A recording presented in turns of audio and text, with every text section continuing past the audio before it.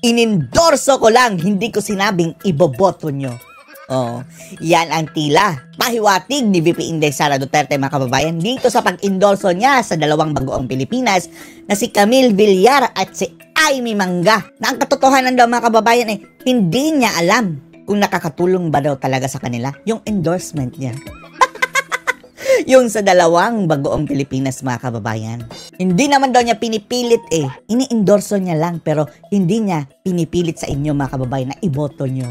Malinaw na sa atin, mga kababayan, ha? Yan ang sinabi mismo ni VP Sara. Panoorin niyo po, ha? Ma'am, do you think malaking magiging boost nila na chances of winning itong ni na Sen Aimee at ni Camille Villar dahil po sa endorsement niyo? Yeah, natanong na yan sa akin, no? Hindi ko talaga alam kung anong maitulong nung Walang epekto yan sa ilang mga supporters ng mga Duterte, mga kababayan. Dahil marami ang naninindigan na kahit inendorso pa ito ni VP Sara Duterte, hindi nila ito iboboto. At ang kanilang susundin, mga kababayan, ang sinabi ni Tatay Digong na aside sa Duterte, isali na rin si Honasan at Cherubin. Oh, yan ang kabilin-bilinan ng Tatay Digong. Endorsement video, no? Lagi akong tinatanong ng mga tao na ano ba daw talaga ang gagawin nila, kung iboboto ba daw talaga nila dahil merong mga video na lumabas. At sinabi ko diretso sa mga tao na may karanasan ako. Oh, masisisi ka na naman yan, Sara, kapag manalo yung dalawa. Tapos later on, tatraydo rin ka. Sisisihin ka na naman ng mga naniwala sa endorsement mo, promise, mga kababayan. Pero kung ano man ang dahilan ni VP Inday, mga kababayan, sa pag-endorso sa dalawa, ha, sa kanya na yan. Kaming hindi boboto, wala kaming pagsisisi. Hindi ka namin sisisihin din, VP Inday. Hindi kami naniwala. Dati, nag-endorso ako at ngayon, nagsasabi yung mga tao na saan nagmahay gani? Nagsisisi. Nagsisisi ang mga tao sa pagpili nila sa ating presidente. Kay Bangag, talaga. Hindi namin iboboto ngayon si Ngagba kung hindi dahil kay Sara. So, ang sinasabi ko lang sa mga tao, nandyan yung dalawa, nandyan si Senator, nandyan si Aimee, nandyan si Camille. Kapatid ni Mark, tahimik lang. Ang yayaman na nila, mga kababayan, no? Dalawa pa sila na magkapatid na Villar. Aanhin mo pa. Hindi naman sahod, mga kababayan, ang kanilang purpose dyan, impluensya. Dahil para sa kanilang mga negosyo, papanukalan ng mga proyekto na ilalagay doon sa malapit sa kanilang mga lupa-lupa. Mga negosyo. Libre! Ganyan maglaro ang mga oligarko, mga kababayan. Mga matitino ito na tao. Si Aimee? Si Senator Aimee kilala ko since 2012. Meron Manga, kilala din namin siya, Mingo siya. Mga kwento, medyo mahaba yung kwento, konti lang yung oras natin dito kung paano ko nasabi na matino na tao. Kahit na Marcos is Marcos. Camille Villar at si Aimee Marcos. Iniiwan ko. Dalawa na silang Villar ngayon, ha? Si Cynthia at si Mark tahimik lang. Tapos, ang pangatlo, si Camille, papasok na naman. Hindi ako namimilit. Wala ako namunggos. Sabi niya, mga kababayan, hindi naman kayo pinipilit. Yan din ang maganda, mga kababayan. Walang pilitan. Hindi kayo pinipilit ni VP Sara na iboto si Aimee at Villar.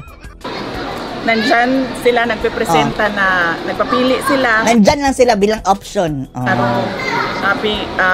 Election. Good job, Sara. Good job. So, malinaw na, ha? Inondorso lang niya bilang option. Hindi kayo pinipilit na iboto. Iwan na namin yan sa mga tao. Kayo pa rin ang magde-decide, mga kababayan. Sundin nyo ang inyong kalooban. Kung hindi nyo talaga matanggap, mga kababayan, yung dalawang iyan, dahil bagoong Pilipinas, huwag nyo iboto. Yan ang sabi ni Sara Duterte. Sino yung dalawa nila na iboboto? Honasan, Cherubin, sabi ni PRRD. Si Cherubin, Kernel ata yan. Basta, men in uniform yan dati, mga kababayan. Magaling din yan. Kailangan na siguro mas magandang at mas maayos na plano para sa mga evacuees dahil mahirap talaga ang tumagal sa evacuation center at mabuti pa si VP Inday Sara Duterte, mga kababayan, na nandyan talaga sa na biktima sa pagsabog ng bulkan dyan sa Canlaon. Si BBM nasaan? Andun mga kababayan, nakilamay daw sa Santo Papa kasama si Admiral at maraming mga matataas na opisyal ng gobyerno. Gamit ang pera ng bayan. Mga epal-epal. Patay ang pinuntahan nyo dyan, BBM ha. Huwag kayong mag-party-party. Baka mayroon kayong side trip dyan. Ako magpaligoy-ligoy pa, diretso ninyong iboto. Ang 10 kandidato 10. ng Duterte, si Bato de la Rosa, si Bongo, si JB Hinlo, si Raul Lambino, si Jimmy Bondoc, si Philip Salvador, si Apollo Kibuloy, Vic Rodriguez, Rodante Marcoleta, at Richard Mata. Richard Mata. Plus 2 mga kababayan. Unasan at Kirobin, sabi ni PRRD. About the situation of former President Digong doon sa Netherlands. O, kumusta na si Tatay Digong? Nagkausap kami kahapon, ma'am. Tumawag siya sa akin, si President Duterte. At sinabi niya sa akin na diretsuhin ko na daw yung mga tao na bumoto straight ng PDP Laban. Don't worry. Straight PDP Laban. Sabihin na daw diretsyo at ipaintindi sa mga tao kung bakit kailangan nilang bumoto straight ng 10 na mga senators ng Duterte ang tawag nila sa sarili nila, dahil hindi sila lahat galing sa isang partido lamang, no. 6 yung galing sa partido nila President Duterte at 4 yung guest candidates. So nagkausap kami habang nasa ferry ako mula Toledo, Cebu, papunta dito sa San Carlos City, sa Negros Occidental. Medyo matagal yung pag-uusap namin, ma'am. Yun ang sinabi niya sa akin. So, at least mga kababayan, no, mayroon pa rin access si PRRD sa telepono. O, pwede nga makausap si VP Sara Duterte, mga kababayan. Mga mahal niya sa buhay dito sa Pilipinas. Kung dito yung kinulong sa Pilipinas, mga kababayan, wala yung access sa telephone. Pero andun mga kababayan, may computer at saka may telepono. May TV din. Gayon pa man, dapat pa rin makauwi si Tatay Digong sa Pilipinas. Yes. Ibig sabihin, VP, sama ka sa mga campaign sorties nila? Yes, ma'am. Kagabi, nag-re-strategize ako kung anong dapat gagawin. Kasi ang balak ko talaga sana, ma'am, ay umikot lang sa mga tao, puntahan yung mga tao para magpasalamat. Kahapon, sinabihan na niya ako na huwag ka na magpaligoy-ligoy, diretsuhin mo yung mga tao na makampanya na. 10 na Duterte ang iboto. At ipaintindi sa mga tao na kailangan iboto straight. Dapat straight mga kababayan. Yung 10 kandidato. Ma'am, you're supporting, endorsing Senator Amy Marcos. Meron po akong, nakita niyo po yung endorsement video ko kay Amy Marcos at kay Camille Villar. Sabi mo, wala namang pilitan. So, hindi namin iboboto, Sara. Sorry ha.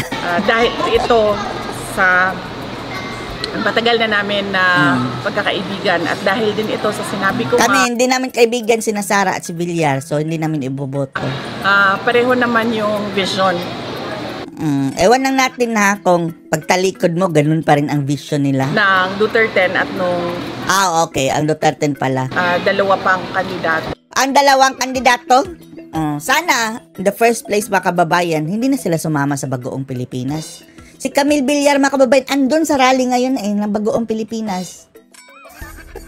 Hindi pa rin umalis. Sumama, mga kababayan, sa Bagoong Pilipinas rally. And that is a peaceful and prosperous Philippines. They have a shared vision. Unang-una, ito ba yung sa confidential funds at sa impeachment, hindi naman sa hindi ko siya maipaliwanag. Ang ginagawa ko ay hindi talaga ako nagpapaliwanag, lalong-lalo na sa mga members of the House of na mga tambaluslos Representatives. Napanood na natin ito kahapon, mga kababayan. So, ano masasabi niyo dito, mga kababayan, na ang sabi ni VP Sara, nilinaw na niya, inendorso ko lang pero hindi ko sinabing iboto nyo dahil walang pilitan. Dahil ayaw niyang masisi na naman, mga kababayan. Anong masasabi niyo dito? Post your comments below.